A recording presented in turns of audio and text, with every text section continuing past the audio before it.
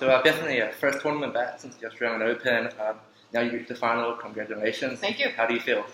It feels really good. I mean, for me, I've been enjoying each match. Having a surgery, going through the rehab, I think you learn to kind of appreciate the moment a little bit. And I've been having a blast with Flipkins. It was a last-minute partnership, and she's a good friend off the court.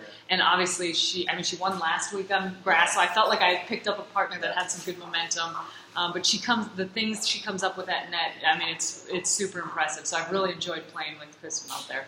And what did you think of the match? And when you were 5-8 down in the super tiebreak, what did you say to Kirsten? Or what did Kirsten say to you to keep motivating each other? In all honesty, I'm going to be honest. On the 10-point tiebreakers, I lose track of score a lot. Okay. I'm relying on someone to tell me I need to switch sides. So because I feel like, it's one thing to play the tiebreakers to 7, but to play it to 10, I feel like it keeps going. So I'm like, all right, just next point. All right, next point. You're serving. I'm serving. Like, we're returning. Like, here's the play. So I feel like, even though I wasn't quite aware of the score, we had a good game plan. I mean, Flipper is just a positive person anyway, so I feel like we both have good energy out there, and that's kind of the key, whether you're up or down. I mean, it's what wins matches, and so we were able to close it out. And you've played both singles and doubles in your career. What would you say are the differences? Like, what do you have to adjust when you're playing singles and doubles? You definitely adjust your targets. I think they're two different game plans. I mean, you do have some players that play singles and are very good doubles players. Then you have some, singles players that don't play a lot of doubles. I think there's a big aspect in the communication. I think there's a big aspect in different strategy. And I don't even like to kind of compare them. I feel like when I'm getting ready for a doubles match, it's a different strategy, and when I'm getting ready for singles, it's still a little bit different. I think it's fun to have your partner out there, someone to talk to. Singles, you're out there by yourself, and it's a different game. But for right now, I'm playing doubles and mixed doubles at Wimbledon, doubles here, so I get to have someone out there to talk to, have my partner, and I'm really enjoying it. And Ash Barty, who you played against, singles and doubles a few times, who won her maiden Grand Slam in Paris last month. Were you surprised that her first Grand Slam, or singles Grand Slam, was on clay rather than on Wimbledon? Where many people thought that that's her preferred surface. No, I don't think so. I feel like she actually won Rome doubles last year, and I think she won it again this year. And she's an all-court player, and I think right now, if you have an all-court game, you can play on any surface. You can transition from clay to hard to grass. She mixes in that slice really well. She comes to net, and I feel like you can come to net on all the surfaces. I mean, that's going to be a good game plan, and I don't see her changing up for grass. So she's an exciting player to watch, and I'll be rooting for her. And speaking about Ash, she took time away from tennis to play cricket because she said she felt too much pressure and tension. Considering how long a tennis season is, which is basically 11 months, do you think it's more beneficial for players to take regular mental health breaks? I got to give her a lot of credit for doing that, because she came out of junior, like she was a highly touted junior, and I played her actually when, like, one of her first tournaments. I think we played in Hobart a long time ago. And she was a great junior player, and for her to kind of say, look, it's just too much pressure, I'm not enjoying it. Because Ash is one of these people, she really enjoys it out there. She plays loose, she plays her game, she talks about playing her brand of tennis, and I really give her a lot of credit for kind of taking that break. And I don't think it's the worst thing, and that's, for me, my breaks have kind of come with injuries. I've been out for months at a time, and even though it wasn't necessarily by choice, I think it's sometimes good for not only the body, but for the mind. Tennis is a game, and it is a long season.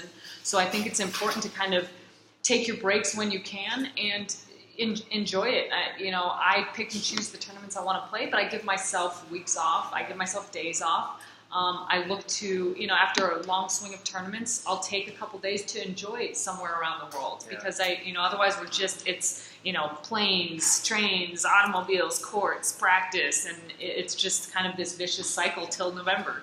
So I think that's helped me a lot. But I've taken some time off a few times with my injuries, kind of enjoyed my life off the court, because I think balance is important. I think it's really, really important. I guess you kind of answered the next question, but do you have any examples in your own career that you should have felt, I could have taken a mental health break because it was too much for me, the media attention, maybe? Do you have any examples? For me, I think I answered it kind of in the last question, because I took some time off kind of around my injuries. And, it's easy to say, like, I was kind of forced to take a a time off, but I think, I decided to, rather than sort of feel pressure to come back quick, I really enjoyed my time at home. I enjoyed my time with friends, and I think that's been the biggest shift in my career. If you would have talked to me when I was younger, I would have said I maybe burnt out myself out a little bit, and I didn't enjoy tennis. Thinking back, it makes me a little sad, because tennis is a fun game, and even though there is pressure, that's why you have a team around you, and that's why you have a normal life kind of outside of tennis. And I think, when I see the players that kind of have a good balance on things, they're generally the ones that can play longer, they can play in the season, they can deal with losing early, and then those wins. Because, week to week, you could be at a high, and then the next week you lose first round, and it's 4 days later. Yeah. So I think it's important to keep the balance, and I feel like I've been able to do that within my schedule. Yesterday, it was the Fed Cup would change its format to the Davis Cup. Mm-hmm. I spoke to Simona Halep earlier yesterday at a press conference. She said she would possibly boycott it because she won't be able to feel the atmosphere at home.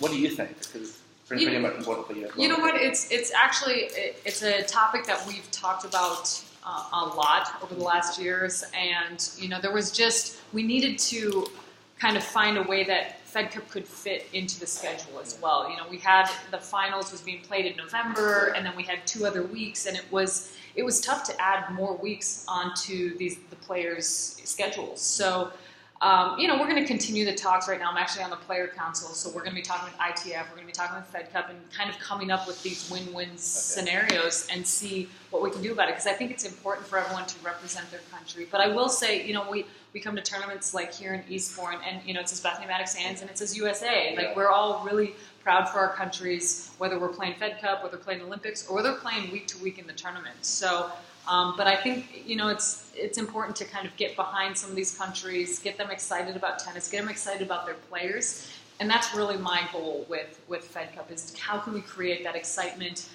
in all these different countries, getting behind their local girls.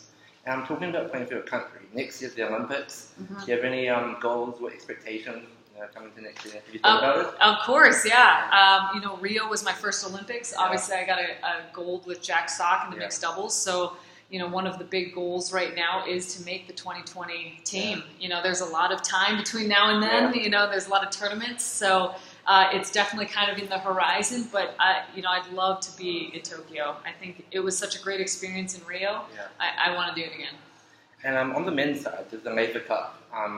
It's been a huge success because the players feel they're really passionate about the event, they really care about it. Would you like to see the women's being incorporated, or perhaps creating a women's only event sort of like the Laver Cup? Definitely. And would you be interested in taking part? Definitely. No, I would definitely take part. I think it's fun. One of the fun things to watch the Laver Cup for is how excited the players are getting to it. I mean, they have a short scoring format and makes all the games and points exciting. They really did a great job on social media. Everyone posting about it. They did a great job with fan engagement and interaction. And I think that's what fans want. They want to get close and get in the action with the players, and they want to see the emotions. And I think it was a great competition, and the women will definitely have something, whether it's with the men with Laver Cup or whether it's our own thing. We'll definitely do something like that in the future. And who would your dreams mixed doubles and doubles partner be from Team World? From Team World? I mean, Team World's, they're stacked. Yeah. I mean, I gotta say, yes, I've won with Jack. Jack's unreal at doubles. When he gets those forehands, he punishes the ball. So I'm gonna throw Jack out there again. What about doubles? For women's doubles, women's doubles dream team. It's whoever I'm playing with. Lucy's retiring right now, so I'm playing with a couple different players. Yeah. Flipkin's here, playing with Danielle Collins. Okay, so Team World. Yeah. For the women, I'm gonna have to go with so. Australia, I'm going to ask Ash Barty. Okay, good choice. Yeah. And then last question, so Olympic gold medal, what do you got, or a Grand Slam singles runners-up? Say that one more time. So Olympic singles gold medal. Yep. Or a Grand Slam singles runners-up. Or runners-up. Yeah. No, you're going to go with the win. I think they're both important. Yeah. Olympics obviously comes every 4 years, so it's a little bit more unique. Yeah. But I want it all. Who doesn't want it all? True. I want all the trophies. So thank you very much, Bethany. Yeah. My first ever interview with you. There we go. Yeah. You did a Thank you good very job. much. Yes, perfect. Good luck for the rest of the season and Thank tomorrow. you. Perfect. Yeah. And good questions. Alrighty. Appreciate it. Take care. All See right. you. See you.